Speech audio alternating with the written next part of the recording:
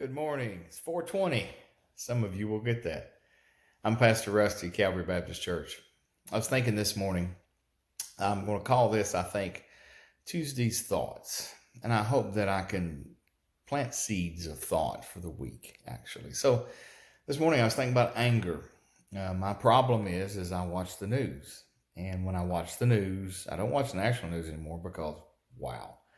But just watching the local news today and just thinking, everybody's so angry. There's so much anger in the world. Why are we angry? And then I got to think about it as Christians. Do we have place for anger? Well, there's one place in Ephesians where the Bible says, be angry and sin not. And I wonder how that works. Well, in Psalm 37:8, it says, refrain from anger and forsake wrath. Fret not yourself. It tends only to evil. And so most of the Christians that I've met, when they're angry, they use the excuse, it's righteous indignation. And I think, so we're angry over the things that God is angry about. Well, the problem with that is we're not God. We have no place to be angry about what He's angry at.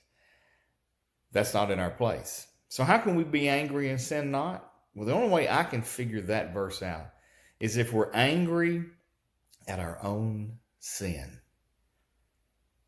We don't have a place to be angry with other people, no matter what's going on in their life or why they're angry. Is anger dangerous? Yes, it is.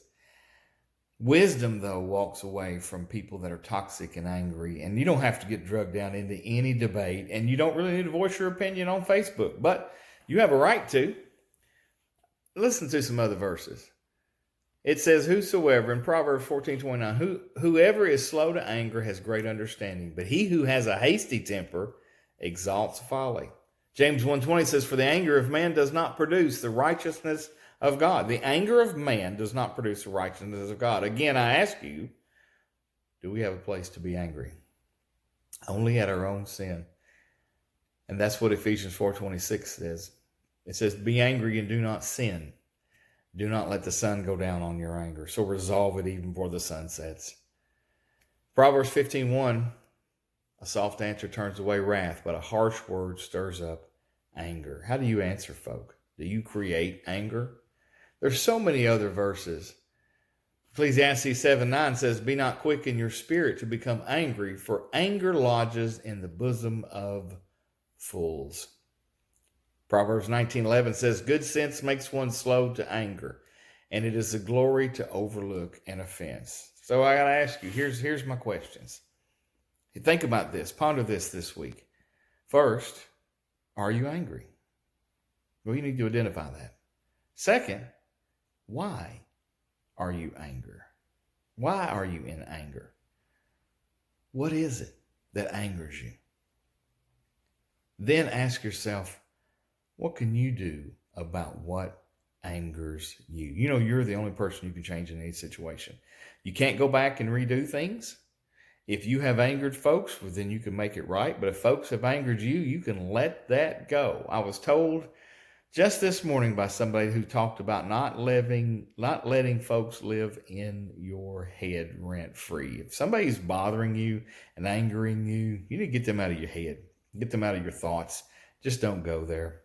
Listen, when everything's said and done, you are blessed. Look outside today. Go outside today.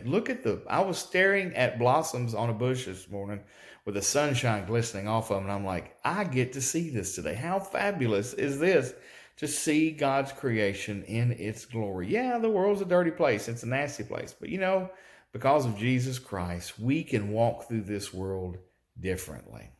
So are you angry? Why are you angry? What can you do about it?